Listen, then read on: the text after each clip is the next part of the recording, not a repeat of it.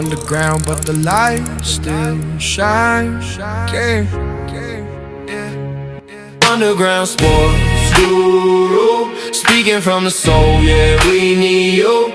Calling every play with a purpose, turning every field to a service. We're running this race. This is your host, Louis Bernhardt, and today our guest is former Chaplin, Irwin Podhazer.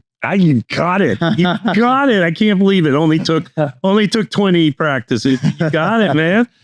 Welcome, Irwin. It's a pleasure to have you here with us, and we're looking forward to sharing your story a little bit and your journey and how God has worked in your life. So let's start at the beginning. Irwin, where are you from, and where does that name come from? Originally, first of all, you told me this was Joe Rogan's show. What? Man, that's just not fair. No, I'm excited about being here too. So I was born in New York. Well, I grew up here in Miami since I was 5 years old, and went to high school, went to Killian, best 5 years of my life. So you're a cougar. I'm a cougar. Yeah. I am a cougar. South Miami Junior High, back when it used to be junior high. And growing up in Miami with the last name Podhazer is not easy. Not easy. I had to learn to have a sense of humor, and I also had to learn jiu-jitsu just to defend myself. Yes. And then, of course, my parents, instead of at least giving me some normal first name like Bob, John, Billy, no, they had to give me Irwin Podhazer. The only other Irwins that in Miami when I was growing up were 80-year-old Jewish guys on the beach, and that's it. And I mean, the only benefit to having the name Irwin in Miami, is if someone yells out, "Hey, Irwin," it's you, and so on. And so, yeah, the name has it was like Polish, Ukrainian. Okay. It kind of, the town that I'm from kind of is right on the border. Sometimes it belonged to Poland, sometimes it belonged to Ukraine. My mom's family came from Russia. So long before the current war, there was a Russia-Ukraine war in Miami in my household growing up. Wow. So, seeing Russians and Ukrainians fight, that's nothing new to me. I grew up with that.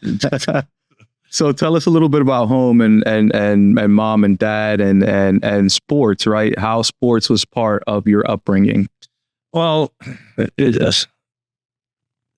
So, I mean, it really is a long story. I mean, my mom, my dad, second generation on my dad's side, third generation on my mom's side. They grew up in New York. My mom said "whata" to the day she died. She had the thick Brooklyn accent. Sports was mostly just something we watched. And my brother made sure I grew up a Yankee and Giants fan coming from New York. And, sports was very important, not organized sports, but street sports, right?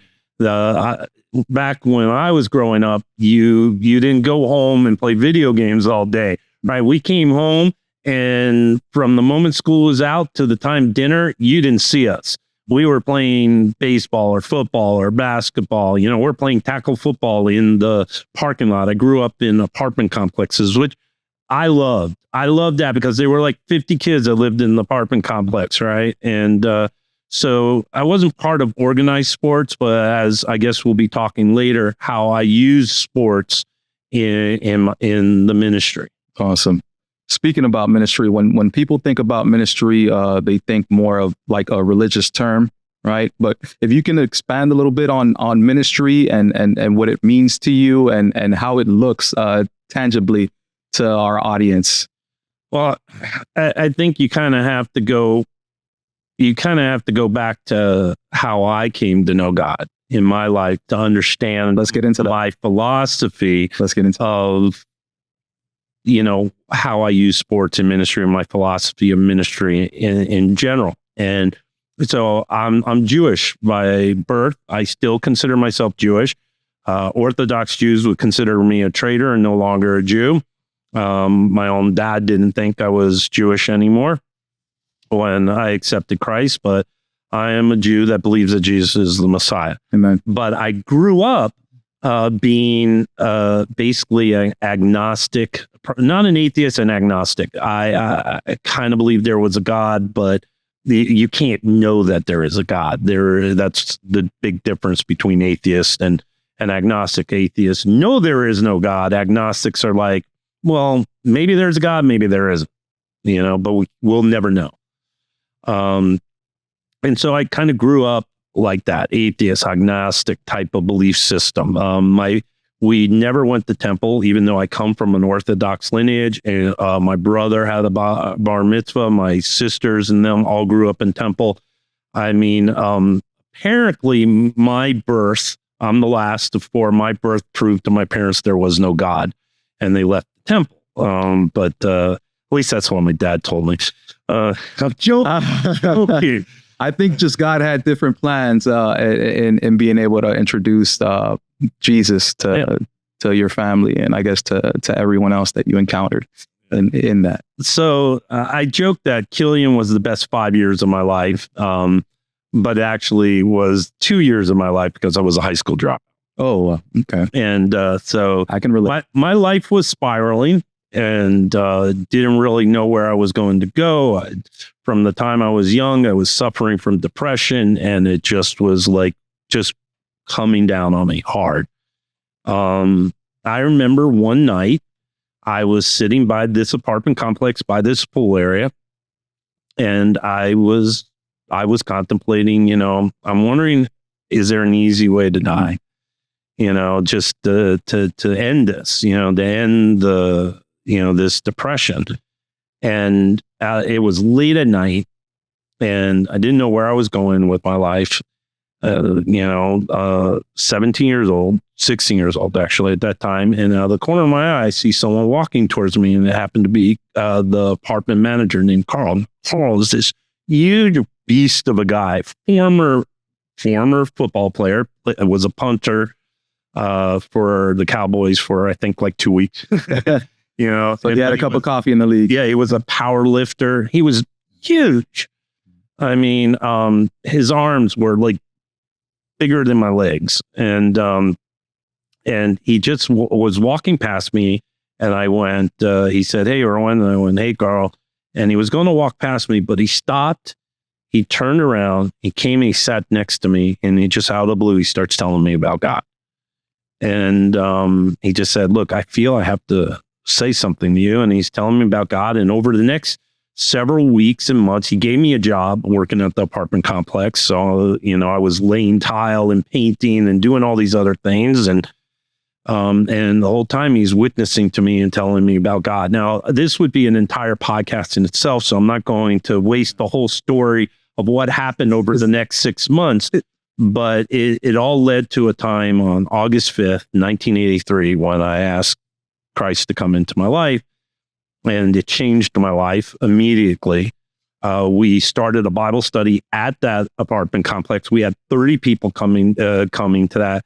A lot of marriages were healed. We took over the 1/3 of the entire church of the church we were going to from people we were witnessing to and bringing in from that apartment complex. And then within 3 years, I ended up being at Bible college, and then through a miracle there, I ended up becoming on the ministry track and became a minister.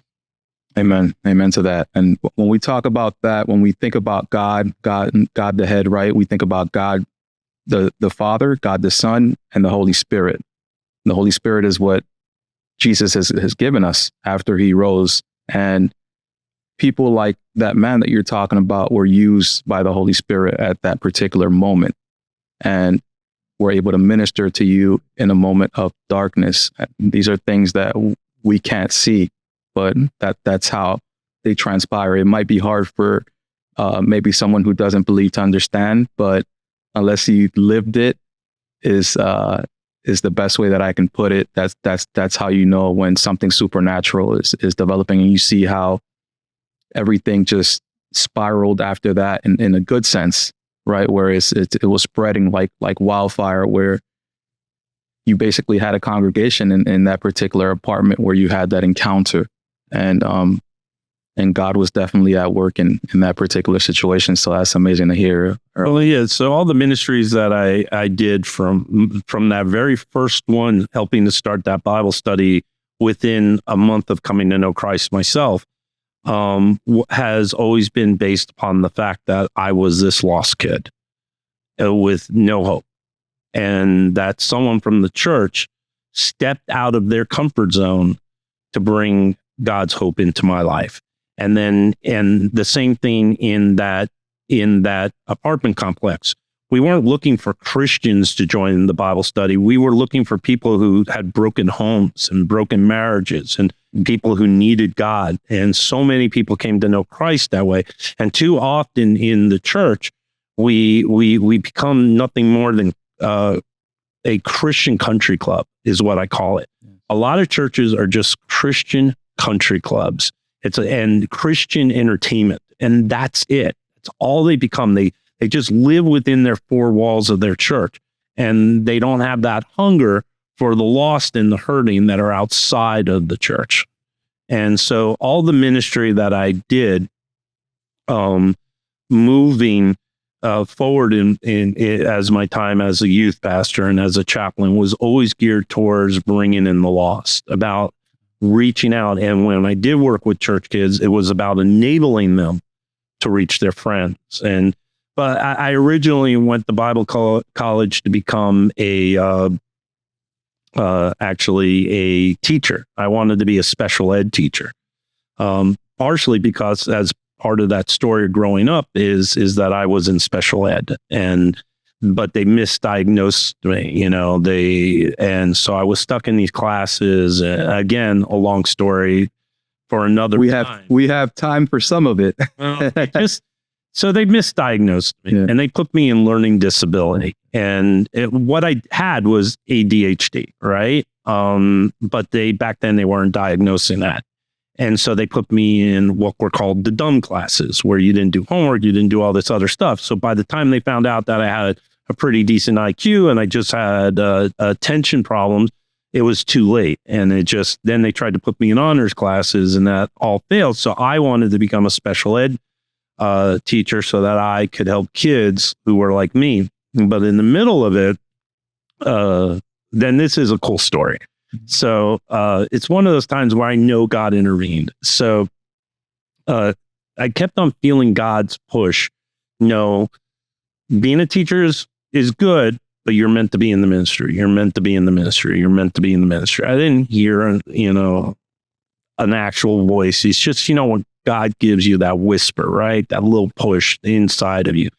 And I'm just battling God the whole time. I'm like, no, I'm not going to do it. No, I'm not going to do it. No, I'm not going to do it. And then finally, I'm like, God, if you want me to change my major, you'll have to do it, because I am not going to do it. I mean, I just gave God an ultimatum. I promise you before God that less than 2 weeks later, I get a note in my mailbox at my school saying, now that you've changed your ministry to major, I need to speak to you, Professor Myers, who was the head of that department. And so I go to Professor Myers and I'm like, Professor Myers, I didn't change my major. And he said, I just got a note from the education department that you've requested a change to be in my department. Do you need to go speak to them. So I go to speak to the education professor, and I said, I never requested a change. And he said, well, the registrar told me you had requested a change. So I sent it over to the ministry department. So I go to speak to the registrar, and I said, I never changed my major. And they went into my file and they said, well, there's no note in here that you've changed it. It's just been changed. Do you want us to change it back? And I kind of I told her the story, and I said, I am stubborn, but I'm not that stubborn. How many people can say that God changed their major? So the only explanation they could come up with is that I had taken Greek that year, which is not something normal that an education major would take. And they said, maybe someone saw that and decided, but you should never have been changed without your personal request. So, so I ended up doing the ministry track. And within a year, I was working full-time in the ministry and going to school full-time, which was difficult. Yeah, I'm sure that had its challenges doing both at the same time. Yes. Sleep deprived. I'm still trying to catch up. The sleep from your early 20s, right? And after this, what was the next step after you were done with your schooling? Elaborate a little bit. First position I took was at my church that I was attending, and they paid me a whole $100 a week to do it. And so they're like, well, we already have a youth minister, and we already have a children's department, and so on. And they said, what will you do? I said, I'll go get kids who aren't here. And so I just started going out into the neighborhoods. I mean, I couldn't get away with what I did back then. Now, I mean, back then, it was a different time, but I would just go up to kids in neighborhoods and say, hey, you guys want to start a Bible club? Stuff like that. And before I knew it, I had all these Bible clubs in all these neighborhoods. And then we started busing kids in because I couldn't keep up with all the different ones. I decided, let's do a central one at the church. And so I sent out yellow buses picking up kids. First week was 17 kids. Within a year, we were over 100. And one of the things that did that is I brought sports in. I started a football club, which Mercury Morris actually came and spoke to that. Former Dolphin legend. Dolphins. I have a couple of Mercury Morris stories if you want to hear it. Just remind me about that. And then the thing that really brought it over the top is I saw some skaters skating through the church property. It's back in the 80s. And skateboarding was just really kind of taking off, Tony Hawk and all that stuff. And so I said to them, hey, if I build a couple of ramps, will you come and bring some of your friends? Next thing I know, I had like 100 skaters every Friday night. Wow. And the group grew all the way. Our largest night ever was 265, and they were almost all unchurched kids.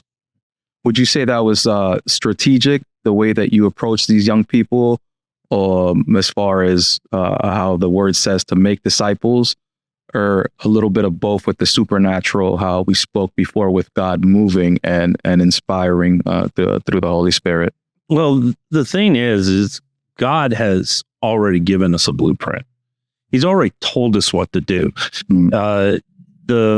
It's just about being faithful to it. I mean, you don't need to have a huge revelation, right? All these people, they want to see a sign. They want to see a sign. Show me what I need to do to make this ministry successful. Yeah. God's already said it. Love God and love your neighbor as yourself. Go ye into all the world and make disciples. Yeah, and make disciples. Doesn't say, hey, put together the best band and make sure you have the right lights and make sure you have this and that. Now, don't get me wrong. I had smoke machines. I had bands. I had all this whatever stuff. Props you can use to. But it all comes down to loving God and then going and loving others and meeting them where they're at. And when it came to skaters, it was, they had nowhere to skate.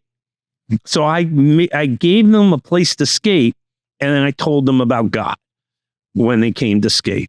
And so that's where I met them. And other kids, it was meeting them in other ways, whether it was football or whether we had drama teams, and we had all these different clubs just to meet kids where they're at with what they needed in their life.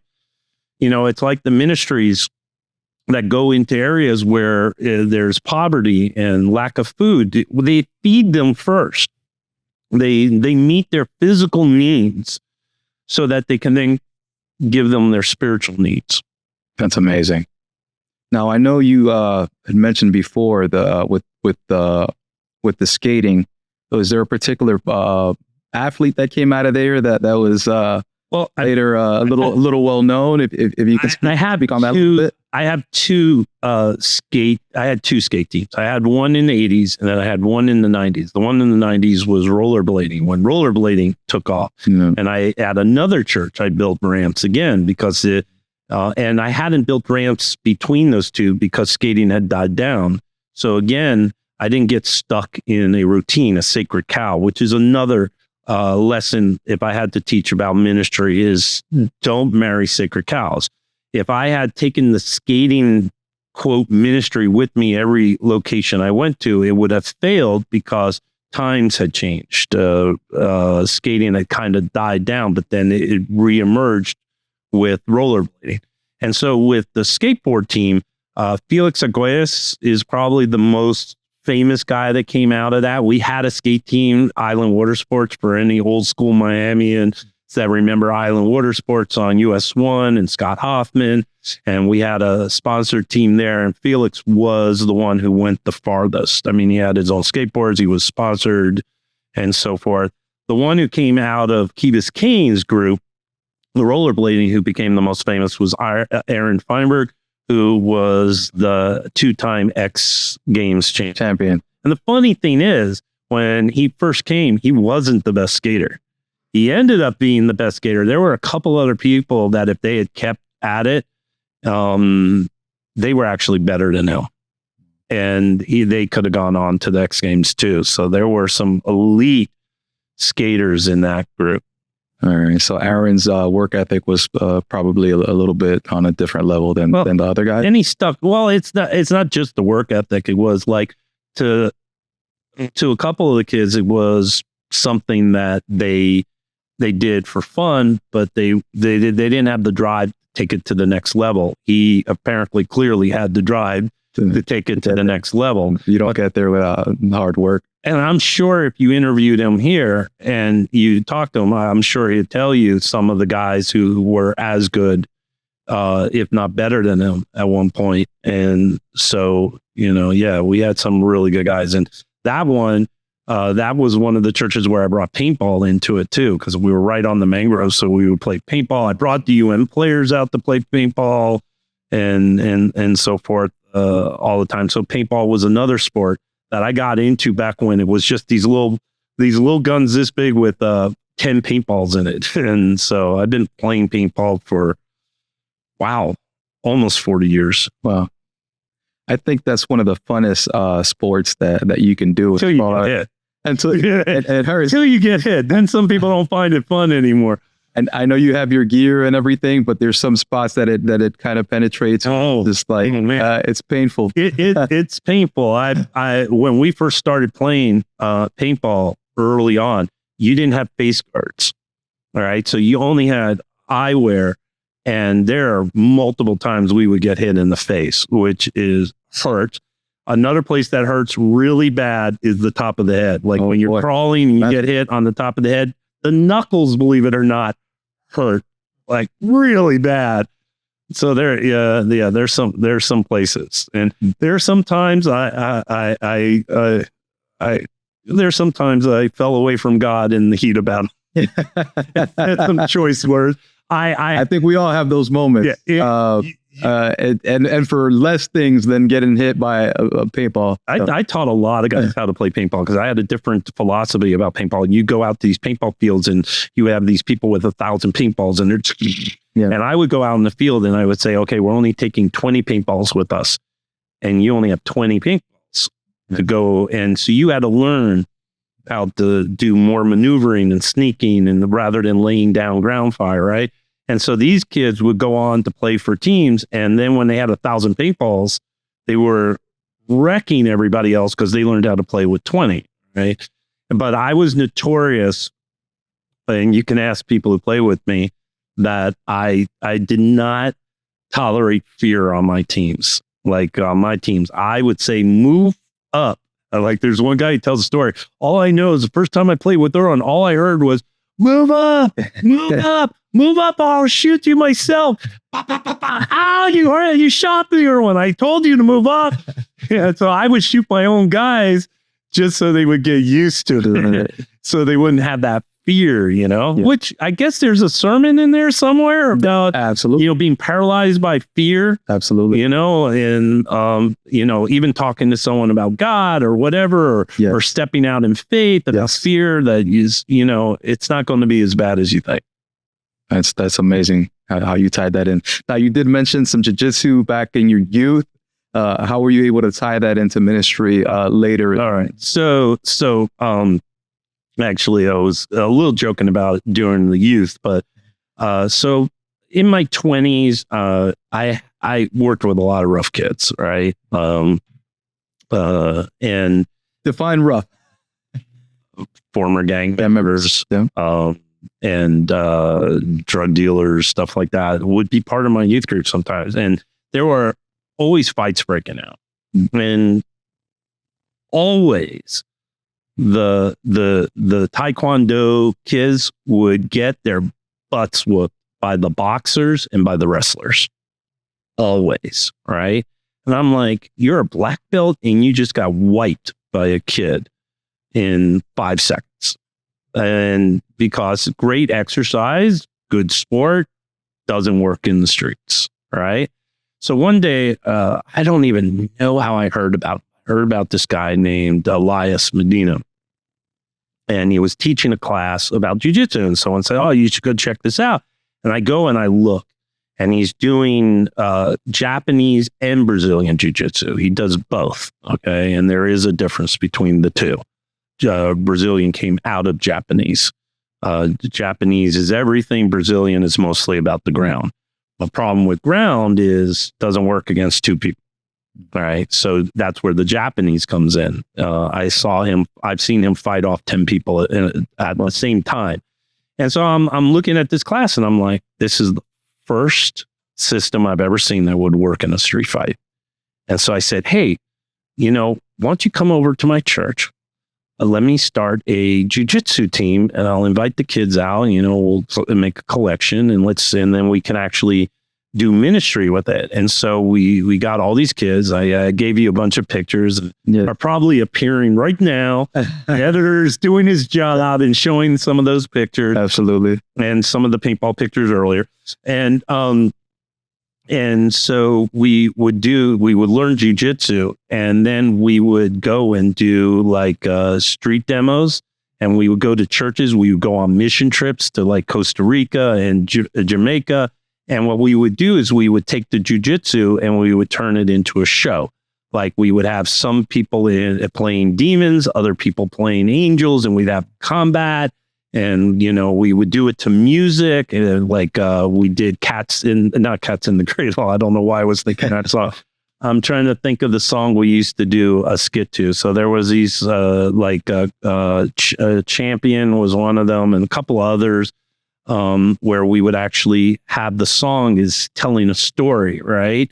And Kyrie Eleison, that was the one I was thinking about. Kyrie Eleison, we had this whole show where these demons were oppressing this girl, right? And we used a 6th grade girl who was like 5 foot, maybe barely, 80 pounds. And then by the end of the skit, she is literally throwing these 300-pound guys playing the demons across the room. I mean, literally throwing them. And like kids are going crazy in Costa Rica. I remember I had to play the devil one time. And so I was in full Darth Maul makeup, to be the devil. And I had the church was so packed with like 200 kids there. I had to come from the back of the church. And so as I'm making my way to the front to play the devil in this skit, the kids are all freaking out and going, El Diablo, El Diablo, and they're running for their lives and stuff like that. I'm talking too much. No, This is an amazing story because it shows how you can use art in being able to minister to people, and you're telling us the story of these kids all being excited about it and a picture being painted to them as far as the battle that we have going on between good and evil from beginning of time. Yeah. So it was a great way to do that. But it also, so it was about these kids who are part of the jiu-jitsu team are getting ministered to, but then they're asked to be ministers, right? And again, that kind of goes back to my philosophy about ministry is too much of the church is sit in the pew and listen to me. All right. Yep.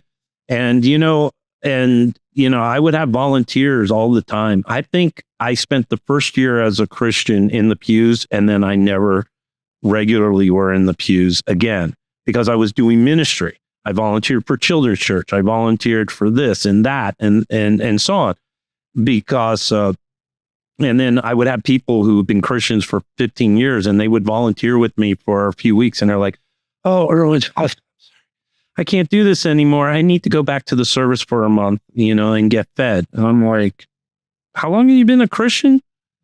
10 years? You still need a pastor to spoon feed you? Yeah.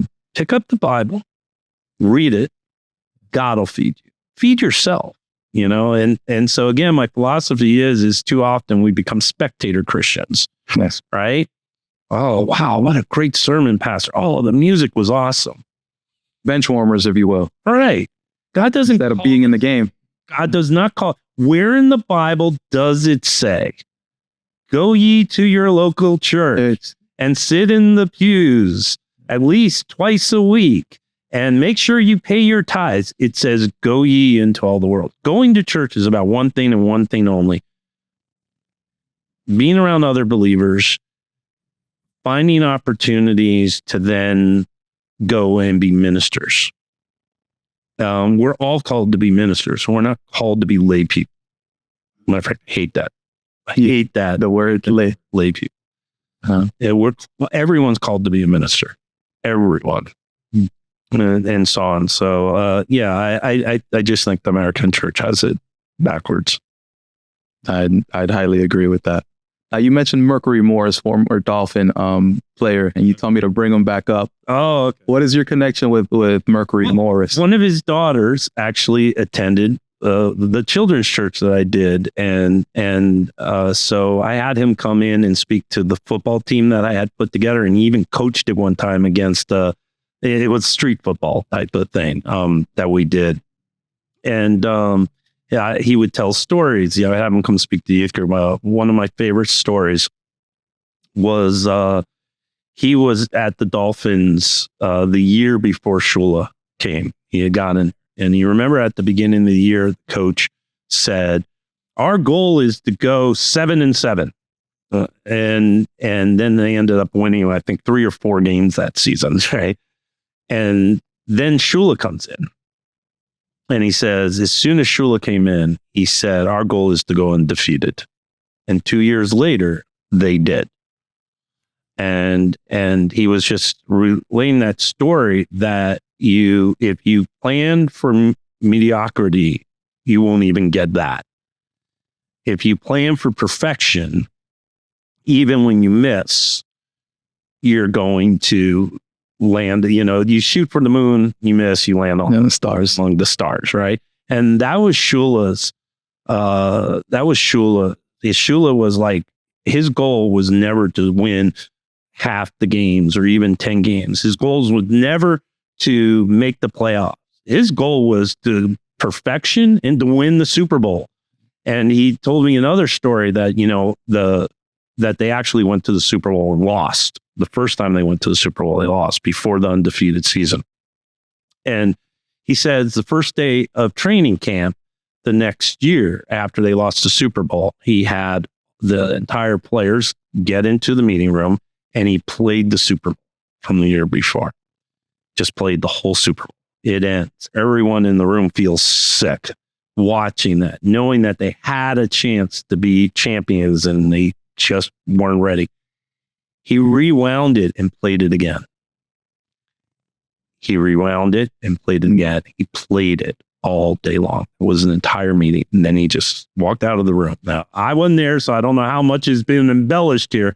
But he says that by the end of that day, every player was sick to their stomach. And they said, we get to the Super Bowl. We are not losing. And they went on and had an undefeated season. Yeah, that's shout out to the 1972 Dolphins, still the only undefeated team. Yeah, and thanks to my Giants history. Thanks to my Giants beating the Patriots. Beating the Patriots. For all you Patriot fans out there. And I know you have all those Super Bowl wins. Yeah, but against my team, not the undefeated season. Sticking in to football, as you can see, we're decked out. We're true Miami boys and in true Miami fashion with our gear here. Can you speak a little bit about how your opportunity to serve as a chaplain for University of Miami football team Aren't you tired of hearing me talk? Not at all. We can hear stories for you. Well, no, I hear one of your technical people. He's snoring. I put him to sleep. Even this is good and entertaining. Even my fiance's over there, like, well, then shut up already. All right. Yeah. Okay. So, all right. And this is another great lesson about, keeping your word and stuff like that. I became chaplain at University of Miami, and I got 2 championship rings because of it, because I kept my word a decade earlier. And so to understand how I ended up becoming the chaplain, we got to understand what happened 10 years earlier. So I'm putting together, I work for Youth for Christ, and I decided that it was time to have a South Florida youth pastor fellowship to basically get all the youth pastors together so that we can maybe coordinate and do some things together. And back then, you just had youth pastors kind of staying in their own, little niche. Like the black churches were by themselves. The Presbyterian churches were doing their own things. The Baptists were doing their own thing. The Haitian churches, the Hispanic churches, no one was talking to each other. So we decided to pull them all together. And I felt it was important that we get Fellowship of Christian Athletes involved in it.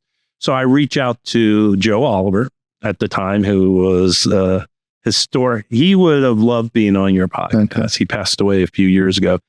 He had a radio show just like this for years, but great guy. But everyone wanted Joe's time. Everyone. But he came to one of the meetings. He kind of liked me and so on like that. And at the meeting, he said, hey, I'm going to do this combine tomorrow, actually. And what it is he gets all these high school football players together. And then he has college people come out, and so they can see all these high school. It's to help high school kids get into colleges, and not just the blue chipper, other ones that they don't get to college, they were going to be stuck, right?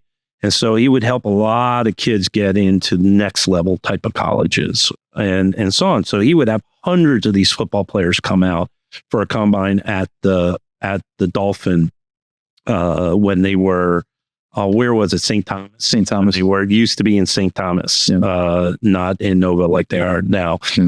And so I said to him these words, Joe, I can't promise, but I will try to make it. Now, how many times have people said, I'll try to make it, or I'll try to be there on time, right? Right, fiance? She's blushing. You guys don't see that. She's blushing. And she's mad at me right now because she told me, don't mention that I'm here.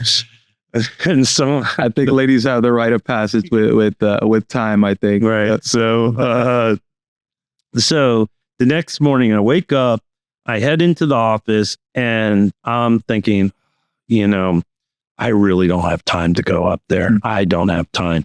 But the words stuck in my mind. I said, I would try. I promise I will try. And I knew at that moment that if I didn't go up there, then I really wasn't trying. Am I busy? Can I spend hours up there? No.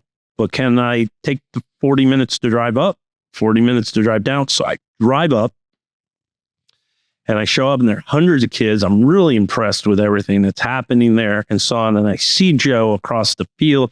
I walk over, and he looks at me. And he's just like looking at me. And I come up and said, Joe, man, this is amazing.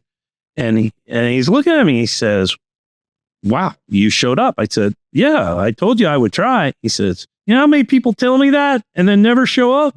I said, Joe, not only will I show up next year, as long as you give me some notice next time, more than a day, I will volunteer and I'll help you. And I showed up the next several years, and I helped, I volunteered, worked out, and so on like that. And so years later, anytime I needed a UM football player to come speak at my youth, boom, from the line. I would have other youth pastors tell me all the time, how do you get these guys? I'm like, FCA. Said, all right, I ask them all the time. They never do anything. They never give me someone. I'm talking about youth pastors at some of the biggest churches in Miami. I'm at this small little church with, I had 100+ kids, but I still was this small little church, wasn't influential. And I don't understand. I said, when's the last time you did something for the hymn? When's the last time you ministered to FCA. You just want. You know, when you always are asking and you're never giving, right? And so on. And I mean, there are a lot of life lessons in that story right there about keeping your word, about trying, about showing up, about giving, not always asking, serving. Yeah. And so God blessed me because I was a blessing to someone else. And then the time comes that the FCA chaplain had stepped down and left. And matter of fact, it was a chaplain I had recommended, and he should be a guest one day here too, that I had recommended to Joe when he was looking for a chaplain. I said, you should talk to this guy named Steve. He'll make a great chaplain. Well, he ended up leaving town, and Joe said, hey, can you fill in for a few weeks? So I show up to the first Bible study Monday night in this horrible little room, and like 7 football players showed up, including Santana Moss, and he just had his head on the table the whole time. I'm like, this will not do, because I believe in 2 things. It is a sin to bore people in the name of Christ, and I am not going to say, but the person who was leading that Bible study that night was boring. And it's also a sin not to give depth, to be all entertainment. And I believe the church falls too often into one of those extremes. Either this giant entertainment, or it's this boring thing that just is not giving, it has no life. Being in Christ is about fun. It's about joy. It's about laughter. Yes. So I immediately moved it to a better location, had music. We saw it, and it grew 30, 40, 50, 60 players, and the track team started coming out and all this stuff. And I mean, not at the level that University of Florida had it, but University of Florida. It's a much bigger university. Yeah. Well, UM is a private school. They also had a lot of non-athletes that went. We were almost exclusively athletes that went to ours. Plus, the coaching staff at UF was very pushing players to go. We had to convince them. Yeah, I think Steve Spurrier probably had a little bit to do with. Yeah, there was a lot of being a believer and whatnot. Same with Bobby Bowden back in the other school in Tallahassee. I won't mention. Yeah, we won't mention those schools. And I was at Wide Right 3, which was a great story. Yeah, but it comes down to, so we quadrupled in size, and it was gaining steam. So Joe said, hey, be the chaplain. Now, I never played any college football, high school football, but here I am. God was able to use me to be a chaplain for a national championship football team, right? So, yeah. Now, what's really cool is the 2 chaplains now both came out of that Bible study. And as a matter of fact, this is one of their helmets. That's from he wore with the current chaplain now. If you can mention who that is? No, permission. No. Hopefully I'll get them to come out. All right. No, stay tuned, folks. No. We'll have a surprise for you. Daryl Jones, one of the chaplains, and he was a player. Matter of fact, I sent you a picture of when I used to have black hair, and he's the one that was standing over. He used to run sound for that Bible study and so on. So former UM defensive back Daryl Jones, receiver. And Jerome McDougal. Yes, is also the other chaplain, and I was closer to Daryl. I used to hang out with him, Clint. When you say Clint Portis, tailback, for that national championship, and his backup was Frank Gore, who I knew since his high school days, and Frank Gore's backup was Willis McGahee. Willis McGahee, and so there's a picture of me with Gore and Clinton, and if your editor's doing his job right. No, it's gonna be on there. It's gonna be on there for sure. Yeah. So that must have been an experience, because that's a team that had ultimately 21st round picks. 30 some odd players went on to be in the pros from that team, as well as the year before with like Santana Moss, Reggie Wayne, and saw I have another picture of me with those guys. I mean, that team was just loaded. It actually should have been 3-time national champions. It should have been the year before the national championship. The computer sent FSU there, even though we beat them. FSU, yes. Where they beat Oklahoma, I believe. That particular. No, Oklahoma beat FSU. Oklahoma, and we would have beaten Oklahoma. Actually, right. This is from the game that we played FSU. You want to hear the story about this? Absolutely. Okay, so I've only asked a couple of times for autographs the entire time I was at Chaplin. I didn't want to be that guy, right? I got the national championship team to sign the helmet, and only one other time. And that was when I was picking up my sideline pass for the FSU game. Hadn't beaten FSU in 5 years. And so I get the pass and I'm walking down the hall, and the hall, everything's abandoned except one guy in the video room just looking at video and taking notes and taking notes and taking notes. It was Ken Dorsey. And I went over to Ken and I'm like, "Hey, Ken, getting ready." And he's like, "Yep."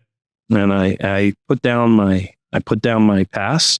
And I said, "Ken, sign it. Sign this pass for me." The sideline pass. You know, okay.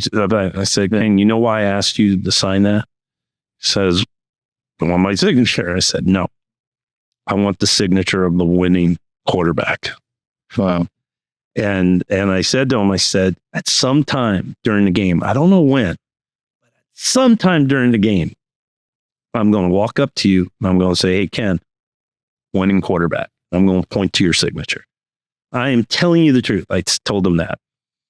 Not knowing if we were going to get blown out again, because FSU had our number, man. They had our number for 5 long years. We had not beaten them. And what a game it was. We were actually up in the first half. It was so hot. I'm on the sideline, right? And I am ready. I'm not playing the game. I'm ready to die from heat stroke. I'm like chugging Gatorade, right? I'm pushing players out of the way, saying, "No, give me that Gatorade." Matter of fact, I don't know why it is, but every time CBS put me on the air, I was drinking Gatorade. They're like, "Hey, we saw you. We're drinking Gatorade." It was hot. I mean, like 100% humidity. Yeah. They actually had to carry a couple of players through the locker room with IVs in. This is at the Old Orange Bowl. Old Orange Bowl, which is... Yes. Which, you can describe it. How would you describe it, Irwin, the Old Orange Bowl? A toilet bowl that was the best place to watch football ever invented. It was legendary. Toilet bowl. There are stories of people of plumbing leaking on them, right? And stuff like that. But like when people would start pounding, the whole stadium would shake. It was incredible experience. As a matter of fact, when they tore down the Orange Bowl and I had been gone from the team, the guy who was one of the top guys at the team at the time, working with the team, called me and named Corey, and he says, "Irwin, so what do you think about this, that we're moving over to whatever they were calling at the time?" I always call it Joe Robbie and Will to the Day I Die. And I said, "Corey, there's a reason why the Dolphins haven't won anything since they moved there." And yeah, sadly, but yeah. Now I think hopefully we're going to break that curse, but it's just nothing was like the Orange Bowl. Anyway, so we come out, and then of course FSU starts coming back, and the lead changes and so on, and then like towards the end of the game we were up, and then FSU goes ahead, right? And so this was our last, and everyone knew on the sidelines, if we didn't score a touchdown now, this game's going to be over. So he's going out on the field, and I just happened to be right next to Ken when he's heading out to the field, us down, and I'll go, "Ken, wait." Now, I'm not taking credit for the fact that he marched us down the field and threw the go-ahead touchdown to Jeremy Shockey. Yes. But I'd like to think that it wouldn't have happened if I didn't. Ken, if you are listening to this, please call in and verify this story that this is true. And so then FSU, of course, has enough time on the clock to march all the way down for a field goal. And I'm like, "Oh, no, right?" So I'm holding on to Joaquin Gonzalez's I'm pretty tall. I'm almost 6'3". Joaquin towers over here, and he's just huge. I'm holding on to Joaquin's shoulder pads like this. And I'm like, okay, it's going to go wide right. It's going to go wide right. It's going to go wide right. And the kick went wide right. Again, I guess I can't technically take credit for that, but I called it. I called both but the funny thing is, if you do watch the U Reloaded on ESPN, if you look carefully enough at the screen, you will see me going out onto the field, not voluntarily, but I had my hand stuck in Joaquin Gonzalez's shoulder pads, and I'm being dragged out by this 300-pound lineman out into the middle of the field, and we're all celebrating wide right 3. Wow. How did I get onto that story? You talk about Joaquin, I think about the quote Ed Reed said, Joaquin said dominate, and we're not doing it. And that's in one of the the U documentaries where Ed Reed is, I think you guys had the lead and the team had the lead in that halftime, and they weren't dominating enough how they wanted to. So Joaquin seems like he was one of the leaders on. Yeah, well, I mean, there were so many vocal, like powerful leaders on that. Yeah. Ed Reed, of course, there were some silent leaders too. Like Al Blades. He ended up not being like a great pro career, but man, it comes from an amazing family. Yeah, he was a part of that. Rest in peace. Yeah, and he passed away. It's funny. First time I met Al, we almost got in a fight in the locker. Oh wow! Tell us a little bit about that. So I'm sure. Am I allowed to use the profanity you used? Okay, so absolutely. So one of the few guys I know is Santana Moss. So Santana Moss, the locker room was set up, and it was a crappy locker room back then. It was set up in numerical order. And so 1 through 7 had this tiny little corner. And I see Santana walking in. He's one of the few guys I already know. It's early on, me being Chaplin. So I walk over and I go, hey, Santana. And next thing I know, this guy, Al Blades, who I hadn't met before, says, you're in Chopper City. I'm like, okay. He says, no. This is Chopper City. Only the players that have these lockers are allowed in Chopper City. You know what we do to people who don't belong in Chopper City? He pulls a rope out of his locker. He says, we tie them up. And I'm like, okay. There's 2 choices here. I know jiu-jitsu. This guy is stronger than me, but he doesn't know that. He doesn't know I at least am trained. Now, am I trained enough to take him out? I don't know. Maybe I will, maybe I won't. But I had my philosophy, and the philosophy is I was going to back up, I was going to let him charge me, and I was going to use his weight against him. I was going to drop to the floor, throw him over me if it came to a fight. But I'm thinking the whole time, here's my choices. I can either back out of Chopper City, and then I'm going to back down in front of the entire team, basically be bullied out of Chopper City and maybe lose their respect. Or I can get into a fight with this player, win or lose, I'll at least have the respect that I fought. But I'll probably be kicked out of being Chaplin because it'll get back to the coaches that the Chaplin got into a fight with the player. So I did what any godly man would do. I chose to fight. I know I should have swallowed my pride. I know. But so I'm like, okay, this is going to happen. My only chance is to catch him off guard, that he doesn't realize I know what I'm doing. Let's use his momentum. So I figure I'm going to just back up a step. I'm going to say something to him to get him upset. So he charges me because that's my best chance. Because if it comes down to a strength versus strength, he'll beat me. It has to be technique. And so I step back to prepare, get into a position where I know I could use his weight against him. He goes, oh, okay, you stepped out of Chopper City. You're safe now. Now, at that point, I had another choice. I could I could just take the win that way, or I could step back into choppers. I decided to walk. Okay. And then some of the players who knew me, who had been to some of my jiu-jitsu class, I did tell him at some point, say, hey, Al, he wasn't going to be a pushover. I know he looks like he's a skinny white boy that you could take him, and actually I did a jiu-jitsu demo for the team one week, and we like had one of the linebackers on the ground crawling like a baby because we put him in a finger hold, just a finger hold, right? But the funny thing is Al and I became close after that. He would come over to me before the games and say, Irwin, pray for me.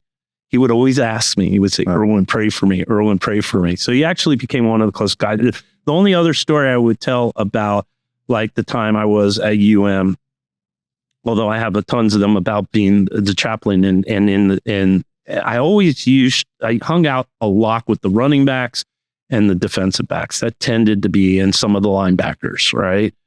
It tended to be the kind of the group I was with, and there was other chaplains too. And I always told them, I will never pray for victory. I will never pray for victory because God doesn't care if you win or lose this game, right? If praying for victory was what gives you victory, then the team with the most Christians would win every game. Christian colleges would be national champions. God doesn't care. God cares about how you play this game, the person you are. And you know what? If you do what God says, whatever your hand finds to do with all your might. You do that, and the victories will come. I will never pray for victory. I will just pray that you have the fortitude in you to give it all you have so that there are no regrets at the end of the game. Amazing stories, Irwin. Now, that was a golden era of University of Miami football. Probably not the best era, but I think it could have been golden era. It could have been 3 championships, how you said. We could have been in the Orange Bowl against Oklahoma that year, and everybody knows that we would have took Oklahoma that year. Yeah. Oh, yeah. That team was unstoppable at the end. Won the Rose Bowl against Nebraska the following year, and then a bad call. The infamous Tostitos Fiesta Bowl against the team we got some payback against this past season. Yeah, I was on a cruise. I was on a cruise when that happened. I got to really rub it in. Too, because there were a bunch of Ohio State fans in the sports bar watching the game. I think a lot of people felt vindicated, and the spread was something like 9.5. So it was very disrespectful. And Miami handled business. How do you feel about the state of affairs now with the program, with former player Mario Cristobal taking over the helm now 4 years ago? And he might have been a GA when you were there. I'm not sure if you had any. He was there just as I was coming in. Okay. And he came back right as I was going out. So, I mean, we crossed paths briefly. So I think for me to tell you what I think now, I have to tell you what I thought back then. Okay. And so they had me, all the chaplains would speak to all the incoming freshmen. And of course, all the chaplains had their holiness thing about, and we could be there for you for God. And so I'm like, hey, guys, let me tell you something. Let me tell you something right now. And this is kind of the speech I gave to those 20 plus guys, including Vilma and DJ Williams and legendary players. Yeah. I said, you're not here to win the Big East. You're not here to win 10 games. You're not here to go to a bowl game. You're here to be national champions. Now, we hadn't won a national championship in 10 years, but I said, you're coming. You want to, if all you care about is winning, a conference, you should have gone to the University of Florida. That's before University of Florida had won any national champion. I said, because that's not what UM is about. UM is about winning the national championship or bust. If you're not national champions at the end of the year, then it's a failure of a year. I hate the coach of the Dolphins. I don't hate him, but I hate the concept of that coach the first year of Mercury. Let's go, 7-7, and then Shula came in and said, no, undefeated, nothing less. Super Bowl champions, nothing less. Because when you set your sights low, you'll achieve it every time. Absolutely. Right?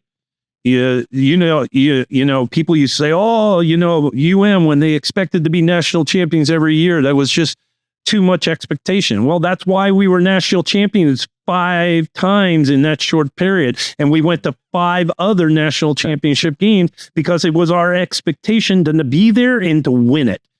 And you know, you don't want to set your goals low. And if you're going to be here, and then I turned it because every other chaplain was talking about spiritual this, spiritual that. And I wanted to give them football first. Again, just like the skaters and all that other stuff. Football. You're here to be national champions. And if you come to the FCA Bible study, we'll teach you how to be champions off this field. We'll teach you how to be a champion father. We'll teach you how to be a champion person. We'll teach you how to be a champion in other areas of your life.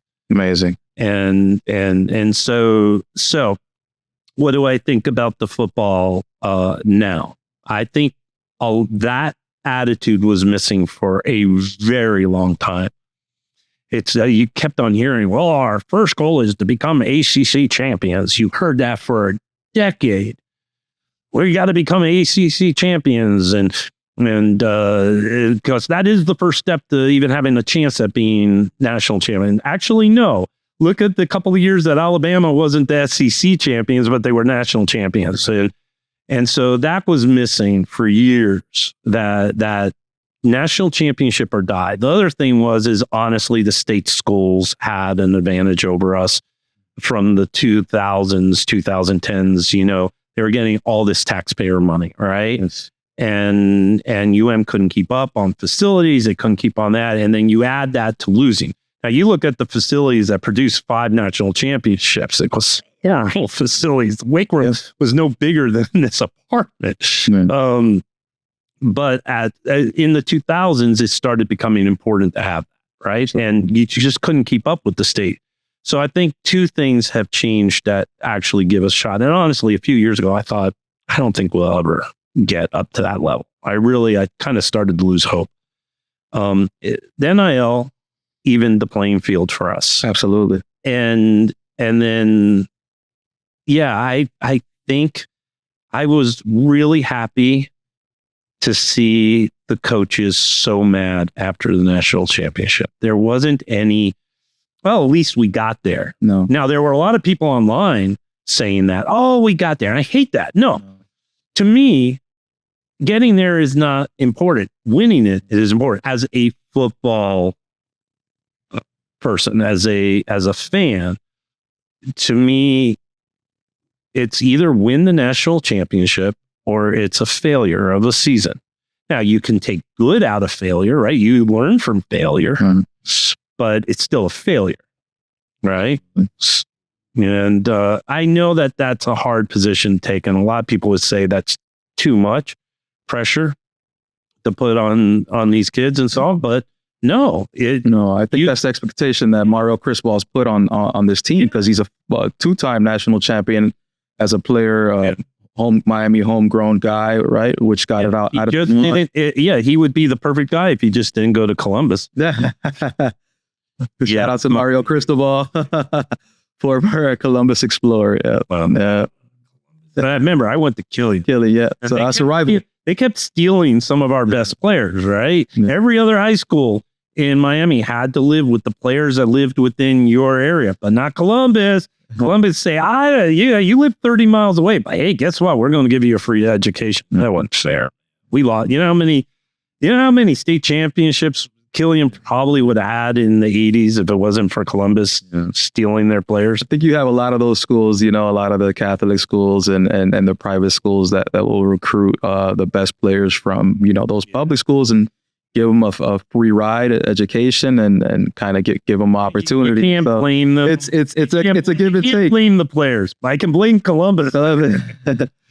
But that's a neat story. But I think we're definitely headed in the right direction with under his tutelage. How you said the NIL has evened the playing field especially with this SEC and the Big Ten schools, which were getting away with a lot, right? In the pre-NIL, which You know, and we already know how the teams ACC were. does put us at a disadvantage. The amount of money that we get is not equal to those other schools. So the NIL was really going to be helpful to us. And clearly, I mean, look, the last two quarterbacks would not have fallen into our lap without that. Absolutely not.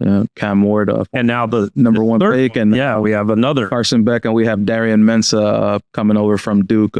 So we're attracting the top talent again over at the University of Miami, and the playoff run helped a little bit too with finances. They pocketed over $30 million in the college football playoff run. So if we can get something positive out of two more out of a lot, you know, and staff retention too. You know, Corey Heatherman, defensive coordinator, did an amazing job this year, and all these other coaches. You see promotions. A couple of guys off to the NFL, like Zach Etheridge, our defensive backs coach, which we're currently looking for a new one right now, as well as our running backs coach. So. Yeah, I also like the idea that the state of Miami is starting to come into play. I mean, when you look at all the championship teams from like 2005 to 2025, you look at the Alabamas, Ohio State, and so on. They are loaded with South Florida talent that in the 80s would never have been allowed to leave, right? And in the early 2000s would never have been allowed to leave. And we have to get back to having that wall. The state of Miami. So what is the state of Miami, right? It's roped off maybe south of Tampa all the way down to the Orlando, to the Keys, right? All right. And we have to get the best of the best from there. And, absolutely. And I hope after, Ensa, that our next quarterback's homegrown. I would love to see one of the ones who are being recruited. Because I do think it's important that we start to, especially what if something happens, what if Mensah goes down, right? If we don't have a top of the line quarterback, and it's going to get harder, I think, to recruit quarterbacks if every year we're getting our transfer back from the force, right? So it's going to be harder to convince a quarterback to come and hope that we're not going to continue that trend. But we have a couple of quarterbacks that looks like Luke Nickel and Darian Coleman, both Georgia kid with Nickel and Orlando with So I hope that I hope Mensah helps us win a national championship. I hope a couple of the other quarterbacks get some playing time during the year. Absolutely. So see who will have enough blowouts, right, where they can get in and that we can say, okay, they can do. It's time to give one of these guys a shot at it. Absolutely. And so Irwin, tell us a little bit about what you're doing now and what life is like post all this that we've talked about. Besides being engaged to that smoke show over there that doesn't want to be on camera. Yeah. If you can talk a little bit about your fiance, Maritza. No, I'm not allowed to. You're not allowed to talk about Maritza. But shout out to Maritza. Thank you for joining us today. Your presence has been very welcome. So, yes. Oh, she talked? Yeah, she talked.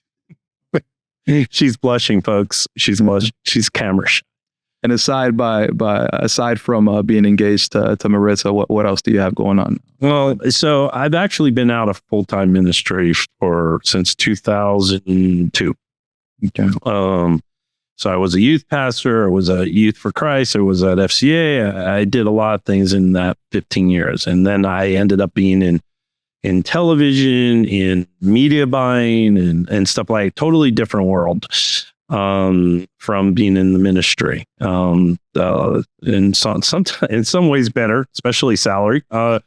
And I'm still in that. I work for a streaming company right now. And I do have a small ministry I've done off to the side. I used to love doing mission trips, and I've always wanted to get back into doing that again. But I also noticed that more and more people were joining me on vacation all the time. Like I had 40 people go to Alaska with me, and I had people wanting to go on cruises. So I actually created this thing called Faith That Travels and faiththattravels.com. And so right now I do I'll put together little groups for go on cruises. I'll do I'm going down to Costa Rica this summer.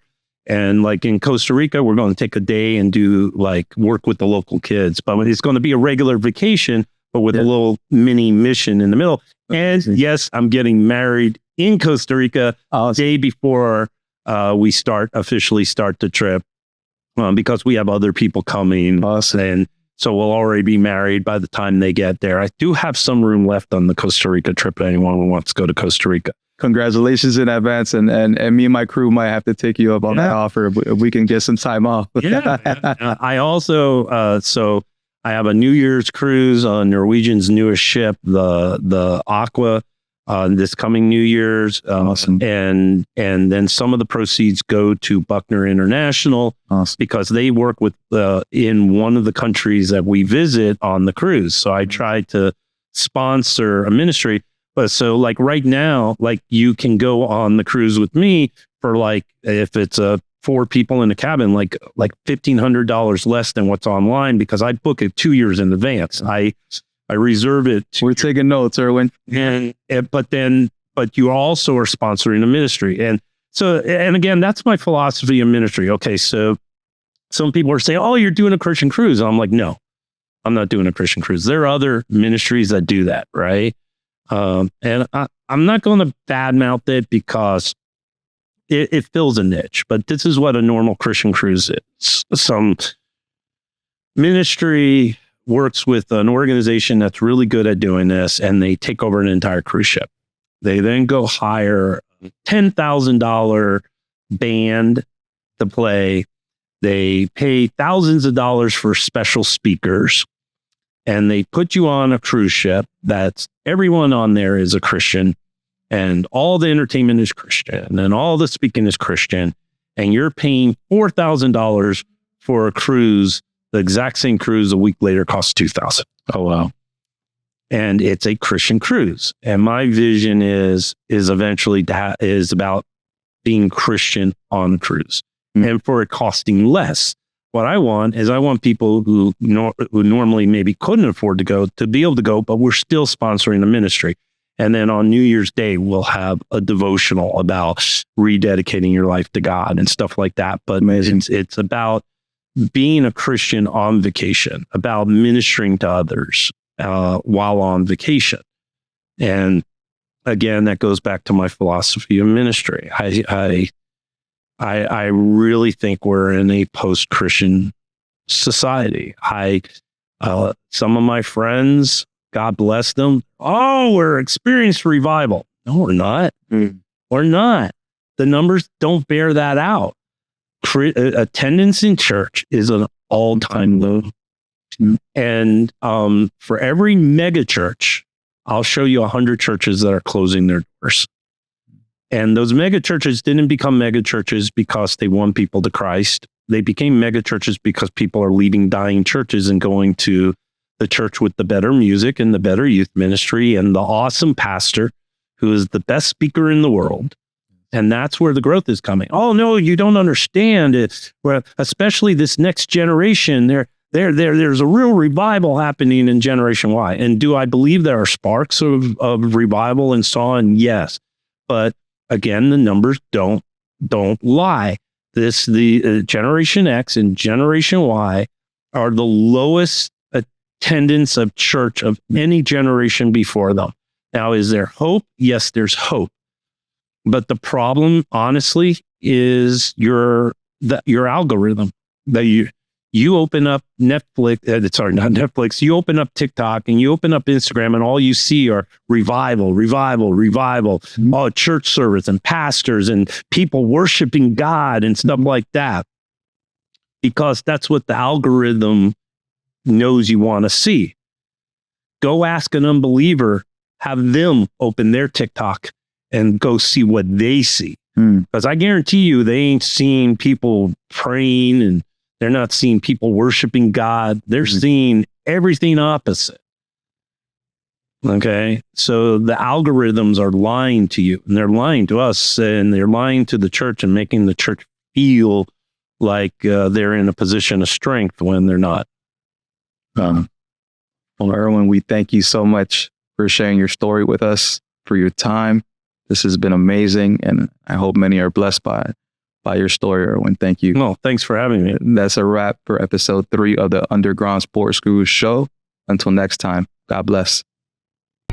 When the lights turn off and the crowd goes home, who are you then when you stand alone? You say, knees on the floor, that's the real highlight. That's the win that lasts past the final night. Yeah. Underground sports guru, speaking from the soul, yeah.